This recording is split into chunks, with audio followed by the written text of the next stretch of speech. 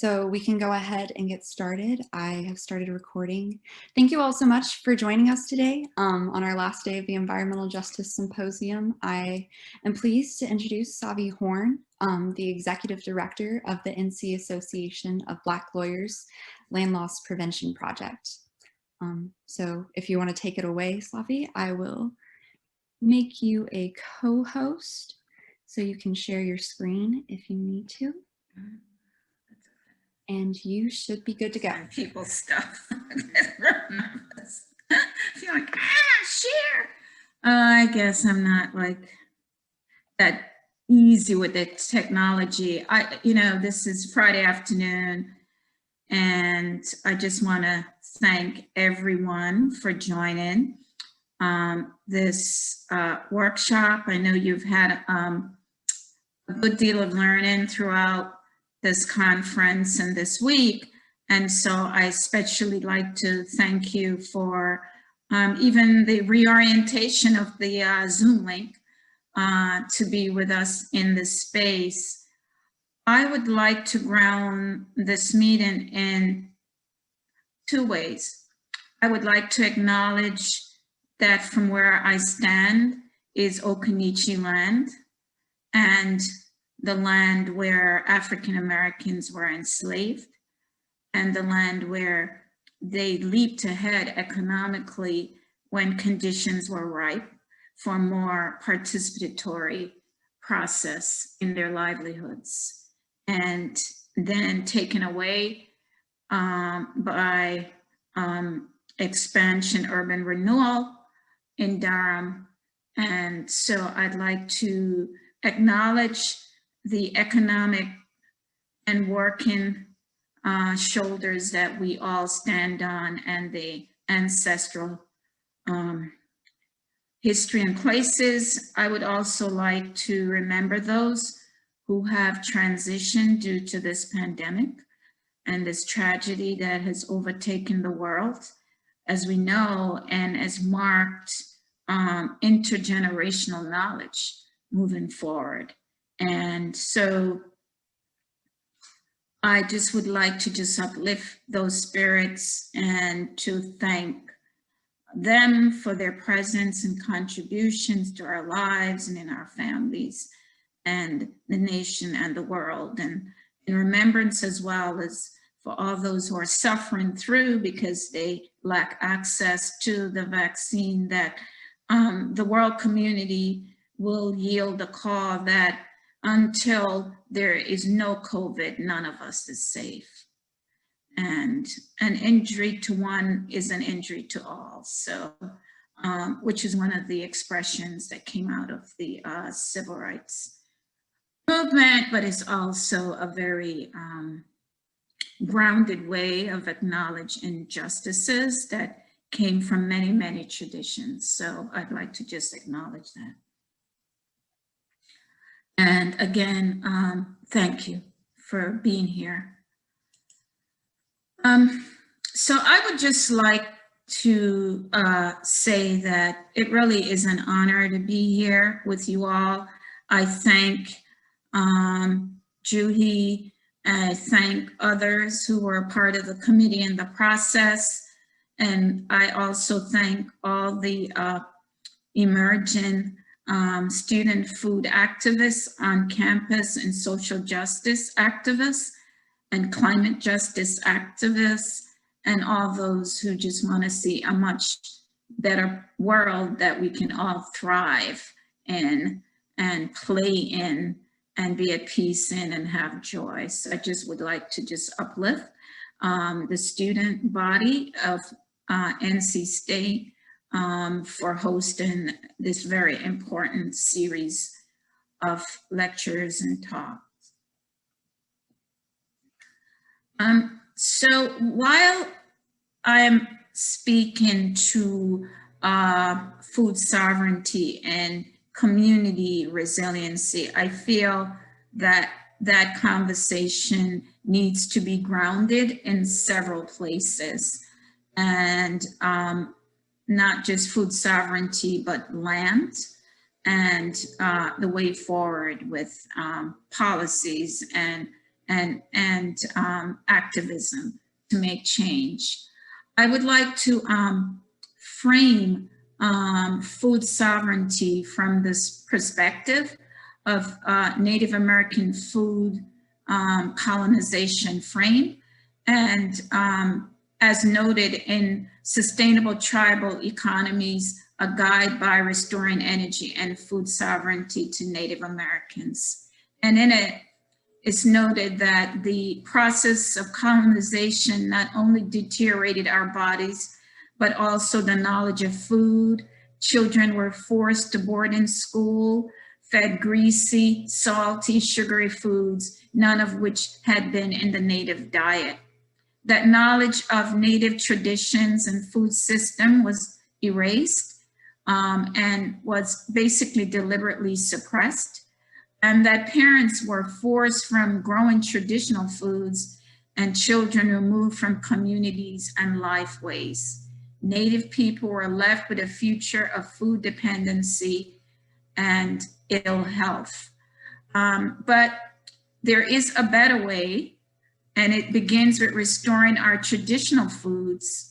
The recovery of the people is tied to recovery of foods, since the food itself is medicine, not only for the body, but for the soul and for the spirit connection to history, ancestors, and the food.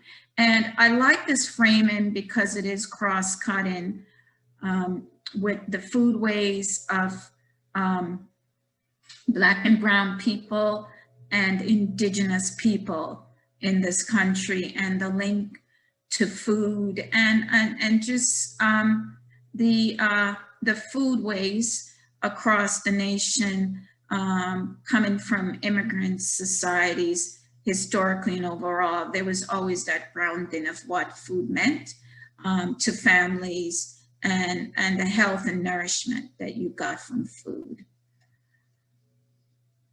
So in talking about Native American foodways and traditions and the growing movement towards decolonization of Native American food system, that leads us to a definitional way of looking at the term food justice. And it is used very often, but at root, it says to me that it's a call to have more equitable distribution and solutions to food and agriculture. So it's a framework that is working within a system to reform it.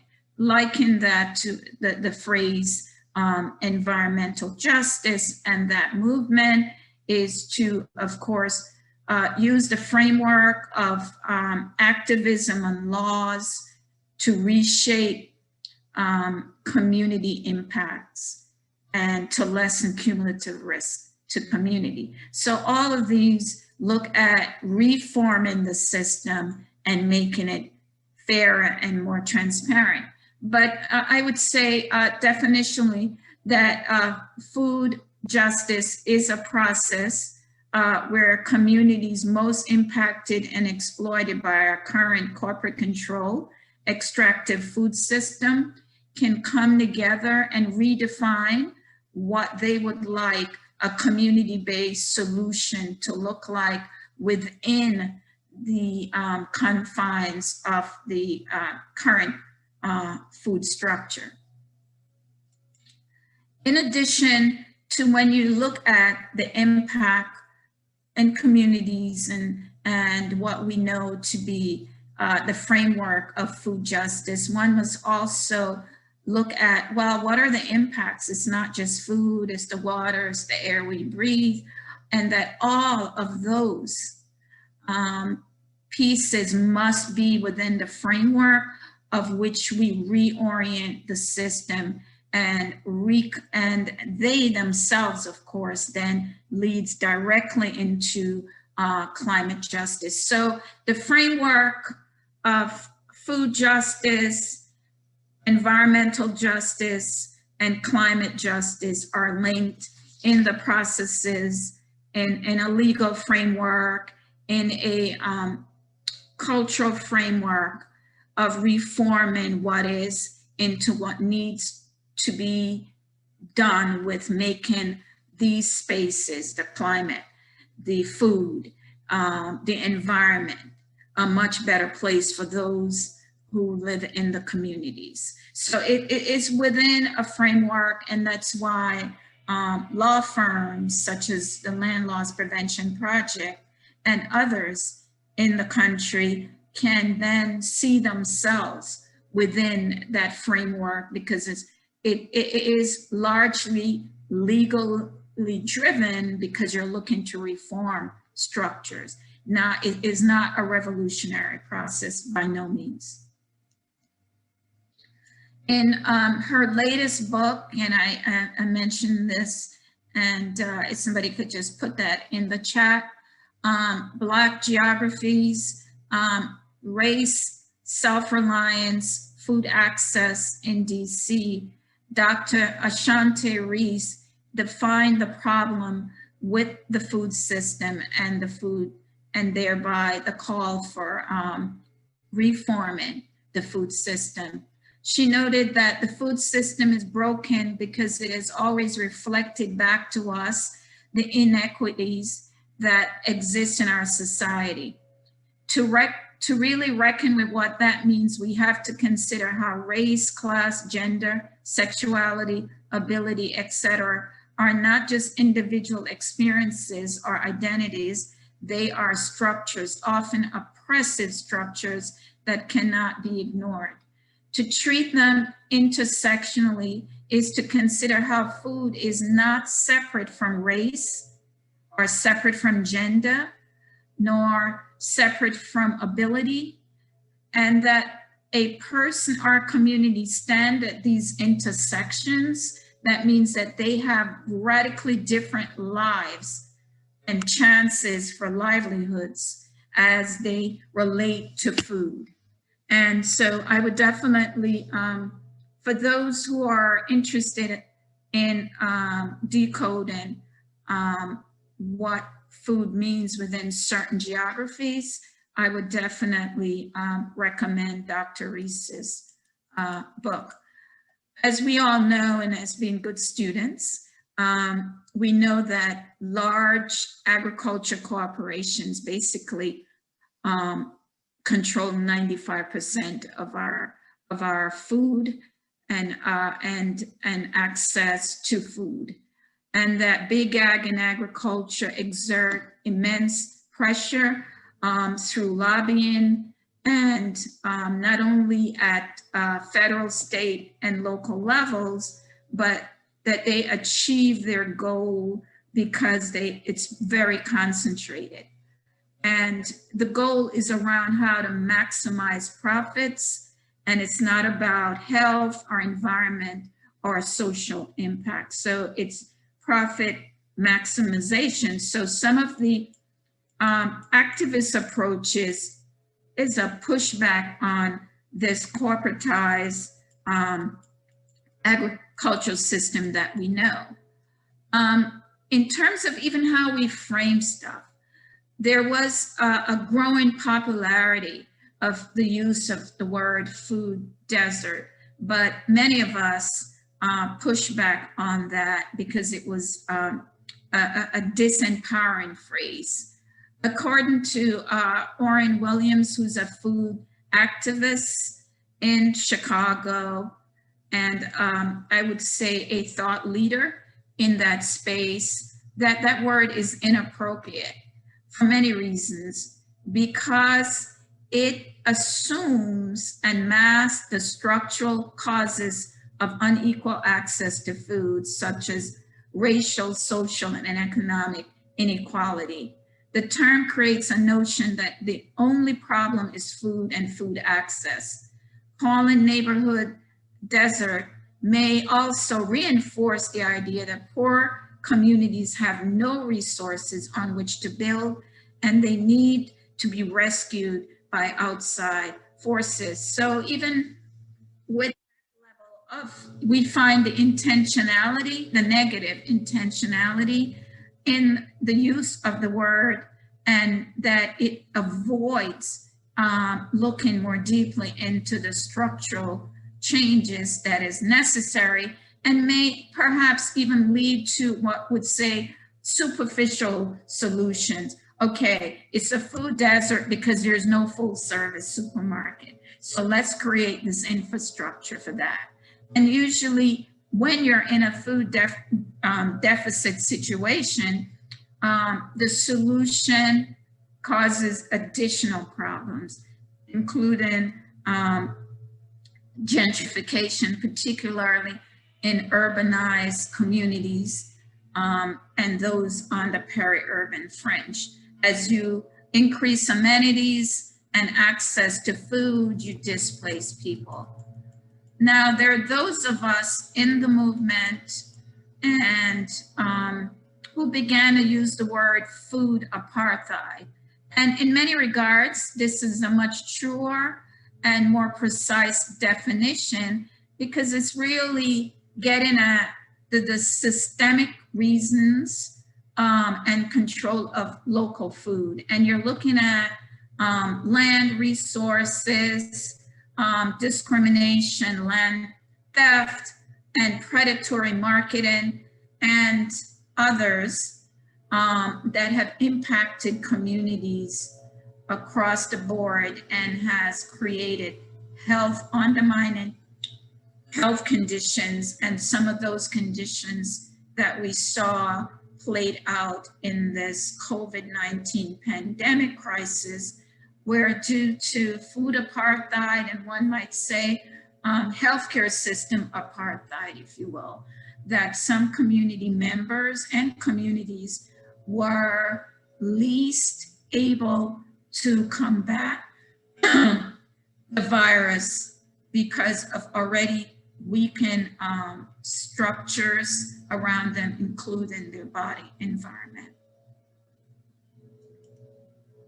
So in response to that, I would say that when we look around communities, we really need to look at whether our racialized food system really kind of expresses what one would say anti-Blackness. So when you see junk food saturation in Black communities, when you see land dispossession and discrimination, as we saw during the Pigford, the Black Farmers Class Action lawsuit, Keep Siegel, the Native American lawsuit.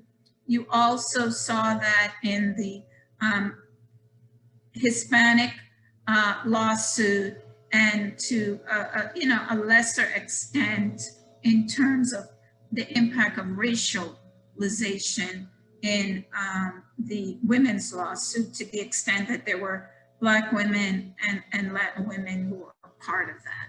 We also see that in the ways in which cultural foodways, stereotypes, and restriction are basically pervasive, and that assumptions are made that erases expansive Black and brown food culture and history, and the food inequalities found in these communities. So those are the ways that one could say you can have these structural ways of creating barriers to good health and sound nutrition in Black and brown and Indigenous communities.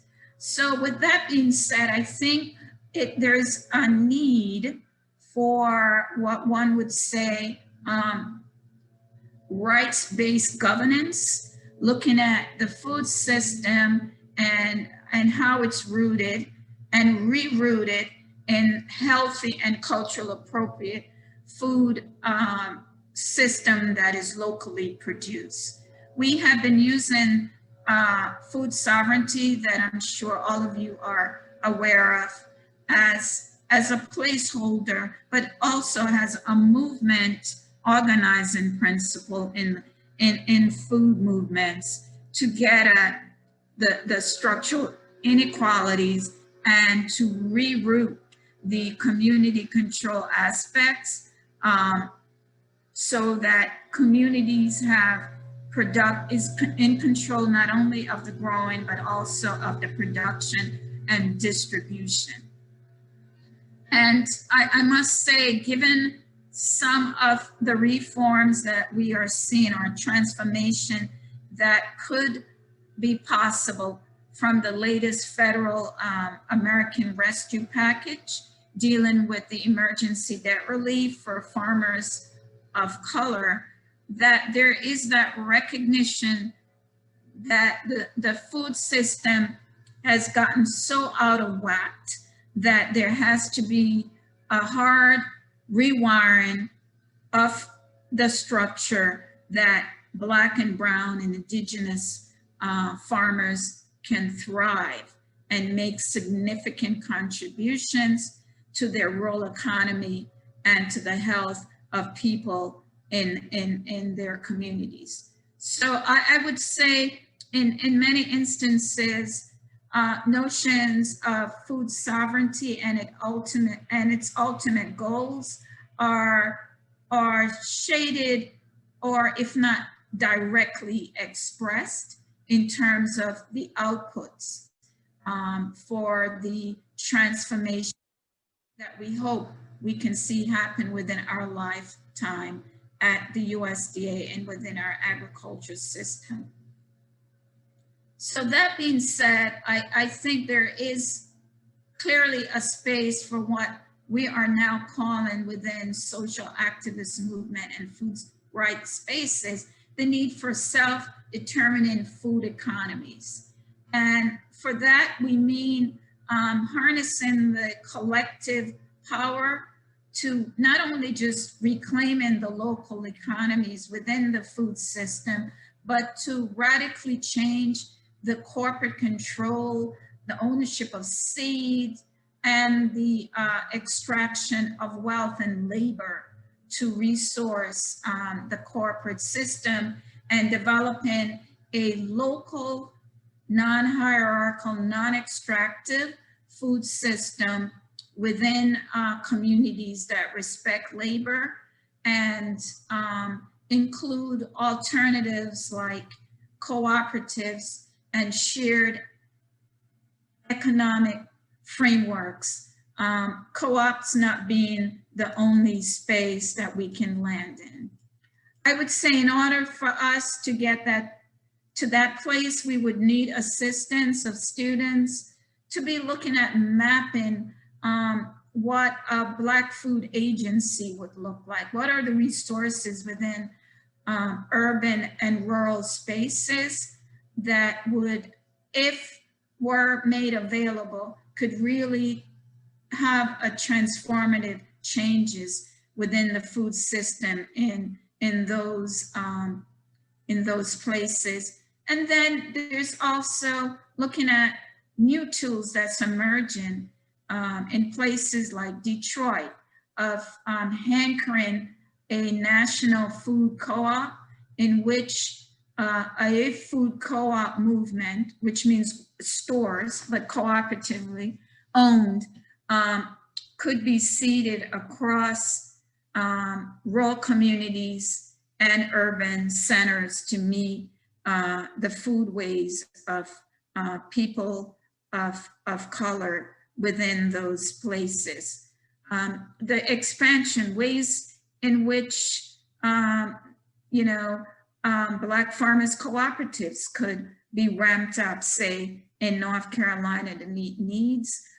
We definitely saw where, by not having a very robust Black cooperative space, that communities had to depend on food boxes that were essentially coming from farming cultures not rooted in their local economy.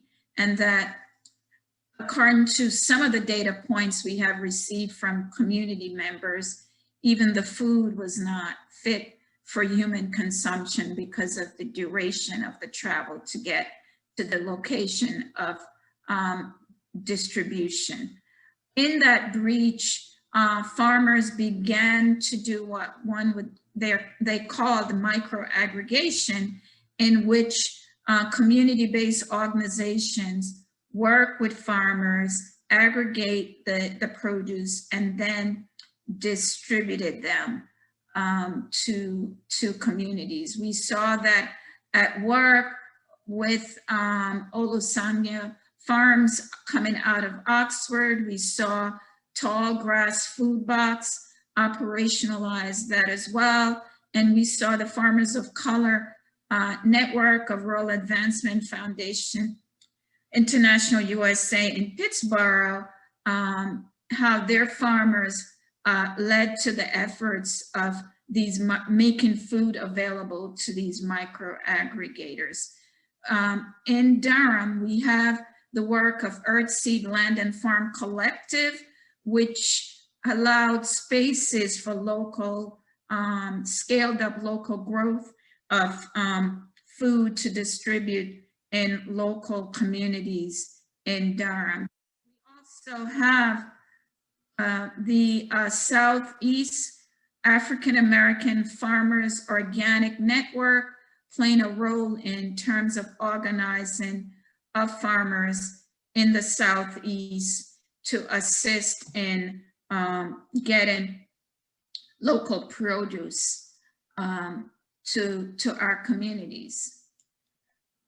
So at this point, I'm going to just kind of dive somewhat into land justice and how it connects with self-determined economies, and really get into that place of where we see the linkages with climate justice.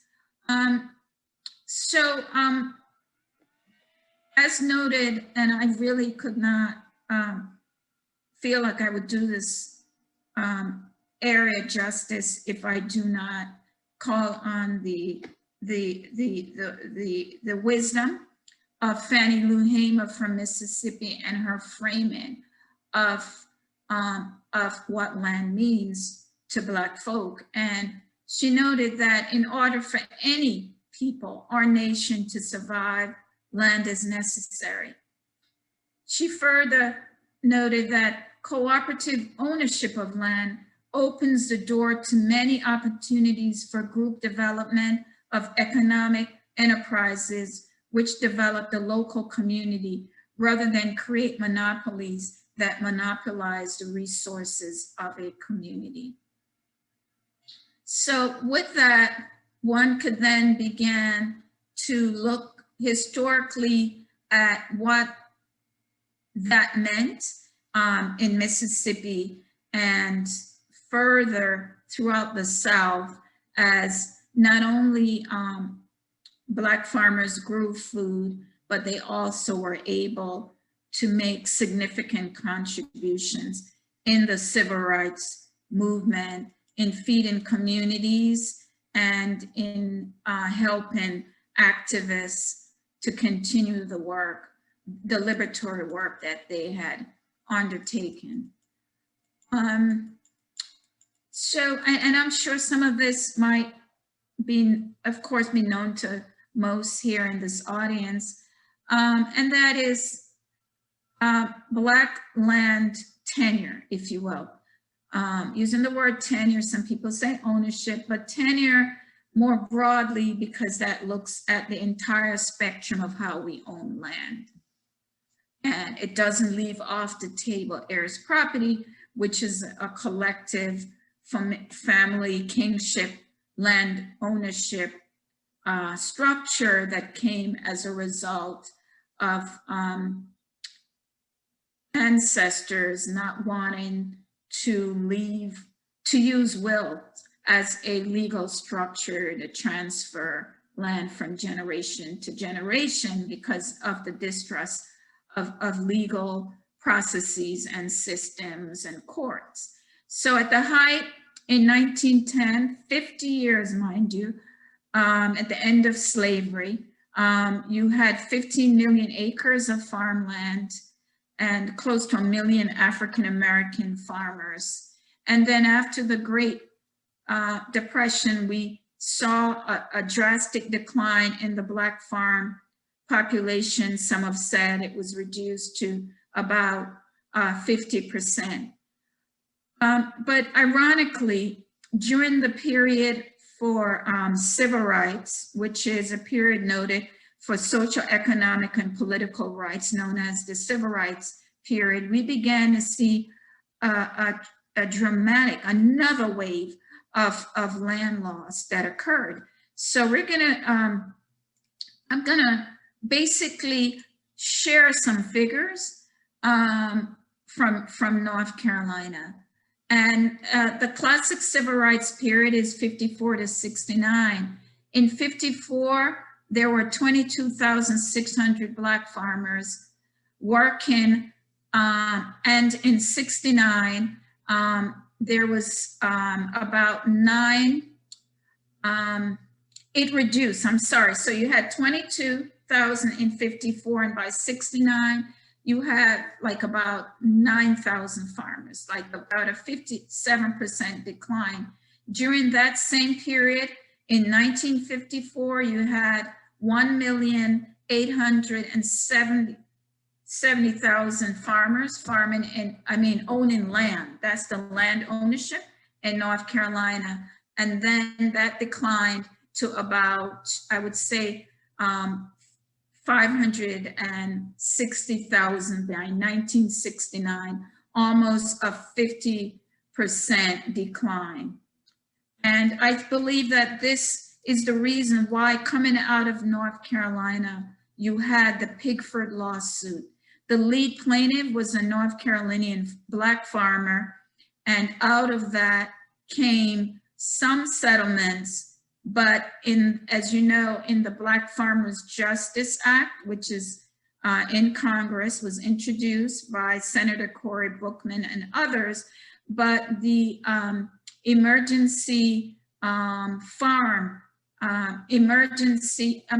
the American Rescue Act, of which the Emergency Relief Act for BIPOC farmer is embedded in, that particular piece noted how the continuing discriminatory impact of USDA further continues down the line to erode Black land ownership and Black farmers' engagement in agriculture. So the underlying purpose is restorative, in the sense that Black farmers will get out of debt, and next generation farmers will be assisted to re-enter into agriculture, and ultimately to undergird economic development in rural places. So I just want to conclude, moving towards conclusion, and know that many of the provisions that we see coming out of Congress, particularly those found in the 2018 Farm Bill and the Emergency Relief Act for BIPOC farmers, and if passed, the Justice for Black Farmers Act, that while these are just leading to changes, long wait for changes, we still need data and commitment from the agency to do the studies that would further assist us with implementing these provisions to benefit BIPOC farmers. We need to know how many Black farmers are farming. We need to know how much land is in Black land ownership. And we need to know how the land was lost. And we need to know what are the barriers Black farmers, brown farmers, indigenous farmers are encountering in the credit and loan system. So for all of these reform that we see enshrined in law, that it can really hit the ground and be transformative if we have the data and if we have the information, because without which you know, there will always be those who would say, well, this is reparations, when in fact, none of this is. It is, as Secretary Vilsack said, you're just basically rebalancing the scale because it was so far out of whack and unjust. For some of you who are into data-driven processes, you know, USDA could be a place that you could land and help with systems of accountability and looking broadly at how we get to data to make transformative changes. In closing, I just would like to note the historic role that African-American farmers and landowners have played in critical times in the nation's history. During highly oppressive periods, socially, economically, and politically, Black farmers have showed up in ways to help to transform the nation.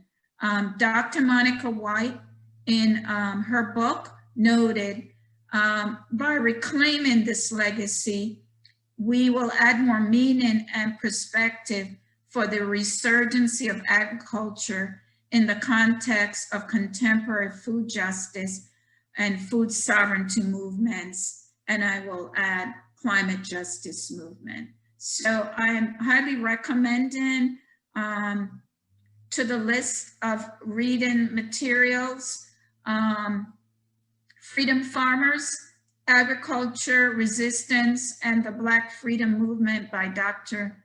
Monica White, and Farming Wild Black, Soul Fire Farms, Practical Guide to Liberation on Black Land by Leah Penniman, as books that should be read and I think will help to basically reframe some of what we hear as we move through this very special space where we are. And we're not trying to do a reinvention.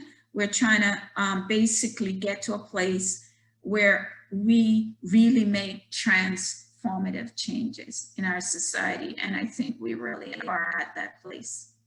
And we really do need student activism and engagement, and students to really look at, you know, the emerging field of work in the legal community, looking at land tenure laws and agricultural justice laws. So thank you very much. That was wonderful. Thank you so much. We did collect a couple of questions in the chat if you would like to answer them. The first of which being from Daryl, is environmental justice more important than criminal justice or social justice? That's a very important question. And I smile at that because I don't really think you can separate them. I feel that the environment that you grow up in can shape where you land, and that lack of opportunity and toxic environment can itself undermine life trajectories, and that without reforming economic system and dealing with the environment and healthy food, strengthening family structures, and providing sustainable jobs with sustainable wages, we're not going to see the transformative changes that we need, so that those linkages will not be necessary. But yes, I do believe they all play a role.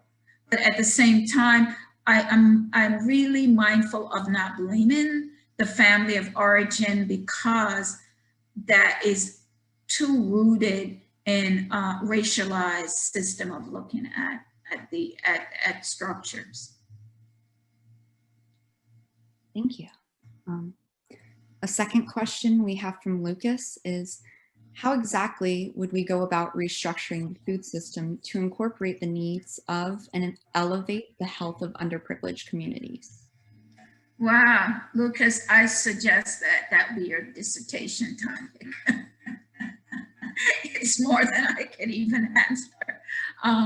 I feel, well, first of all, you need to be rooted well, you need to check out the 3 books I've mentioned, and you need to be rooted in deconstructing and looking at how white supremacy and racialized food system, their role in creating poor health in communities because of the way in which how food lands in communities, the structure of delivery, and their lack of access to healthy food. So, I mean, you really have to basically peel back the onion and look at all layers of the food system, how it is concentrated from seed to processing.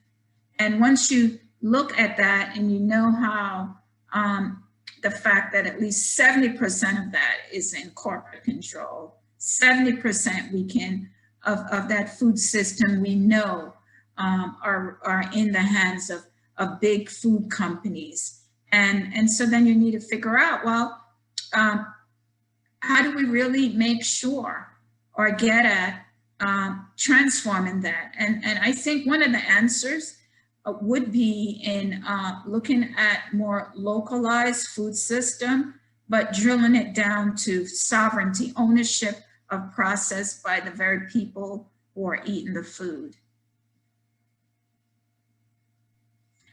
That's as close as I can get to an answer, but like I said, that is worthy of a dissertation at NC State, so just don't check out yet after graduation.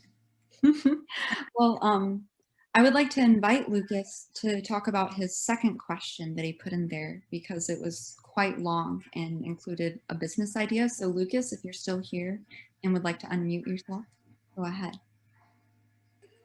Yeah, of course. Sorry. Yeah, I know it was a little long and probably too long to read, but anyway, yeah, the idea I had was basically came to me just as I was traveling throughout the country.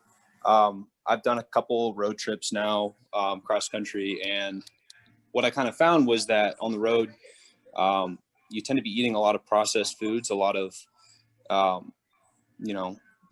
processed food. So, there's times where you're like, I just want the home cooked meal.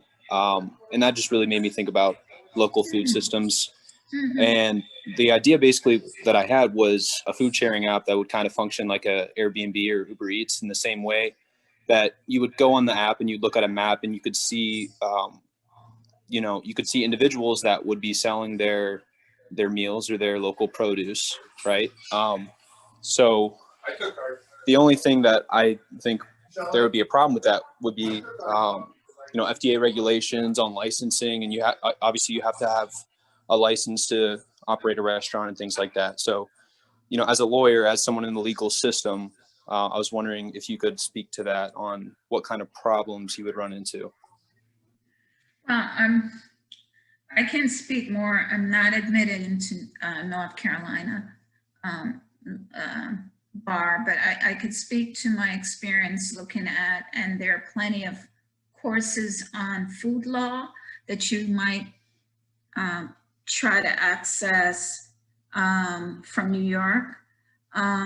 And so what I do know, if it stays within, and this is New York, more like a cottage industry, and but so much of it, then you would avoid a lot of the regulatory pieces. But I would say that if you could work with, say if you wanted to do an act, maybe if you contact the National Black Food and Justice Alliance to see if they would be interested in creating, would be interested in an app that would create facility for home cooked meals in Black and Brown communities, using a more cottage, home cooked, with specified quantities, I would think, because that's the key. If it's looking more like an industrial operation, then you're in problems with that. But if maybe you're cooking like maybe 10 meals, I'm just making that up. But you have enough persons doing that within communities, then that would be, it would be a scale that would make sense to put on an app, because you have enough folk creating meals, healthy meals for people. I could also see it in an urban setting that would work. And maybe some of the proceeds go to places that are having issues with accessing resources to create healthier food accessibility, just delivery to people who are unable to even shop for food. I have seen really bad food coming through anti-hunger type operations in terms of what seniors are eating. And so it's just heavily laden with carbs and not enough green stuff, not healthily grown so that people can get,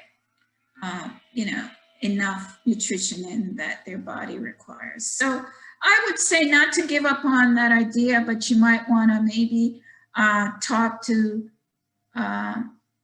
maybe folk from Detroit, the Detroit Black Community Food Network, to see if, to see what the level of interest is. But I do like it. Okay, yeah, thank you. I was Sure. just kind of thinking too, as you were saying all this, I was kind of thinking about what you were saying earlier about the different kinds of foods within these communities that have kind of been lost over time because everything's been standardized, and so you kind of lose that history and culture. But I think with this, you would, if you're able to cook within those communities and people are able to have home cooked meals, you'd be that would kind of help bring that back a little bit, because people would be able to, show their own culture through their food. Yeah, no, I definitely see the promise for that, and that would be really good. And these would be people who won't have the resources to get a little food processing, not processing, community kitchen going, because there's a lot of resources needed for that. But then through the app, perhaps people can aggregate resources to make that happen. Right. Maybe Yeah. even move local authorities to finance it, because now they see, you can demonstrate, hey, there's this need. And if you were able to create shared food spaces, shared facilities, then you have a market for healthier food for your community, for sure. I could see that. Okay. Well, yeah, thank you. Yeah. Appreciate it. Yeah. Following up with a somewhat similar question, I too am interested in breaking into the field of food justice, and likely through a socially innovative business model. Okay.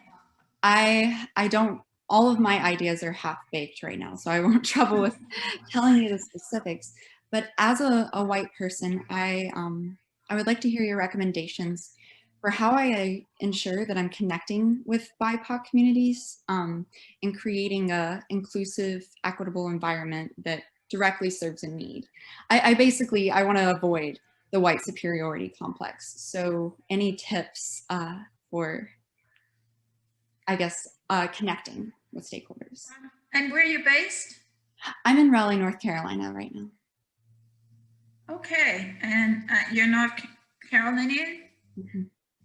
Okay, well, I would say you have a number, that's kind of, I mean, North Carolina is rich in grassroots infrastructures at local levels and farmers group. And I would say if you were to access them and talk your ideas through and be able to source some ingredients through that process and get community buy-in, I think that would be good.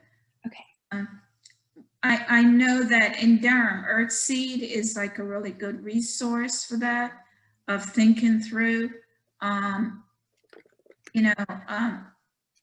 local food structures and what that could look like.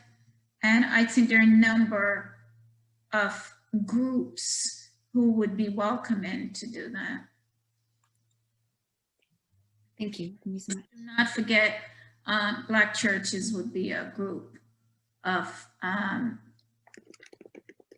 unique group. And now I didn't put them in my talk, but you have a growing Black food security movement within the Black church. So, I mean, at the end of the day, everybody wants healthier people and delivery of healthier food to people. I think that's key coming out of COVID for sure. Awesome. Thank you. Thank you so much. So I'm supporting you. You might get an email from me.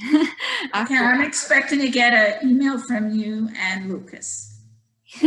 I'll move forward with these ideas. Well, That you will.